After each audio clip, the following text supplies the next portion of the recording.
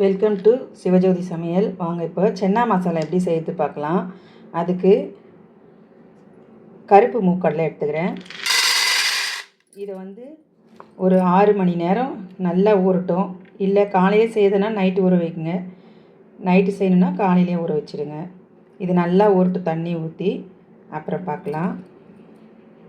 ஊறிட்டு எடுத்து இப்போ வேக வைக்கலாம் குக்கரில் வச்சு. வாங்க இப்போ இதை ஒரு 4 விசில் விடலாம். இது நல்லா குழஞ்சா கூட ஒன்றும் தப்பு இல்லை, நல்லா வேகட்டும்.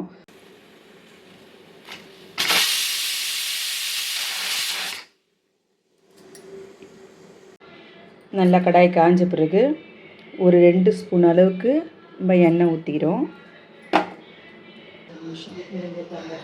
கொஞ்சம் சீரகம், ஒரு 2 பட்டை, 2 லவங்கம், ஒரு ஏலக்காய், 2 ஏலை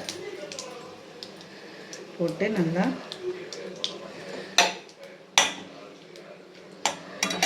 இப்போ சாப் பண்ணி வச்சுக்கிறேன்.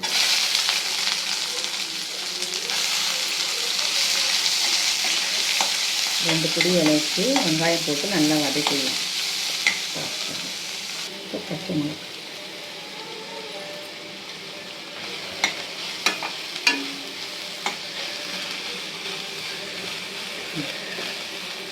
ரெண்டு வதக்கணும். இஞ்சி பூண்டு விழுது போட்டு அதையும் கொஞ்சம் வதக்கணும். கொஞ்சம் இது நல்லா ப்ரௌனாக வர வரைக்கும் வதக்கணும்.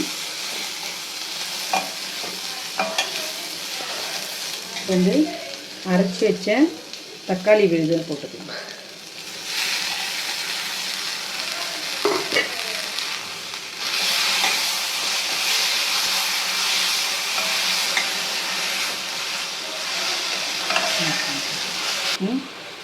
இப்போ மஞ்சத்தூள், 1 ஸ்பூன் மிளகாத்தூள்,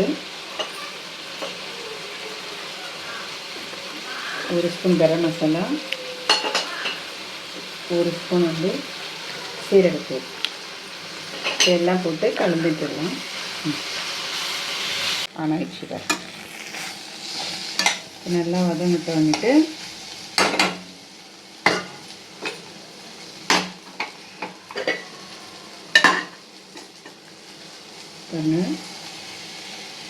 நல்லா அப்படி மசிச்சா மசியணும். நல்லா மசிஞ்சுக்கிறேன். இது மாதிரி இருக்கணும்.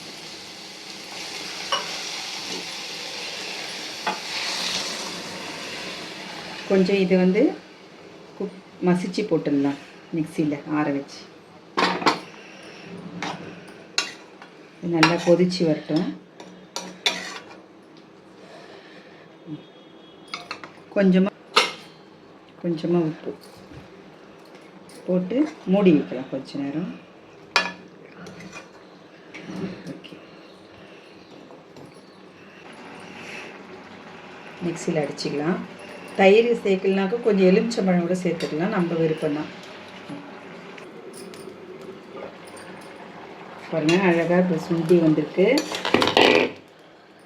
இது மாதிரி இப்போ அரைச்சி வச்சுருக்கிற விழுது இதில் ஊற்றிக்கலாம்.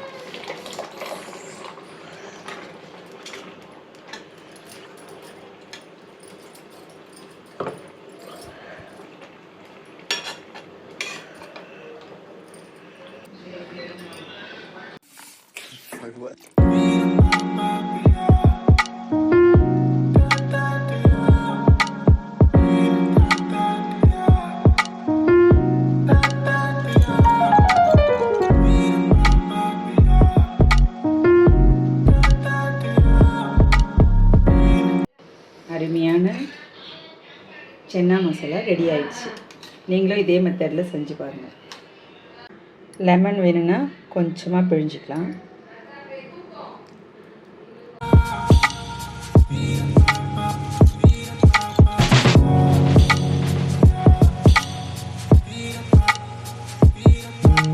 பாருங்கள், அருமையான சப்பாத்தி. இது எண்ணெய் இல்லாத சப்பாத்தி சேர்ந்துருக்கேன். இது இன்னொரு வீடியோவில் போடுறேன். ரொம்ப அருமையாக இருக்குது.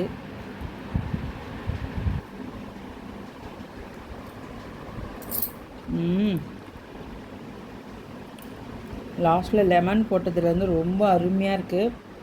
நீங்களும் இதை செஞ்சு பாருங்கள்.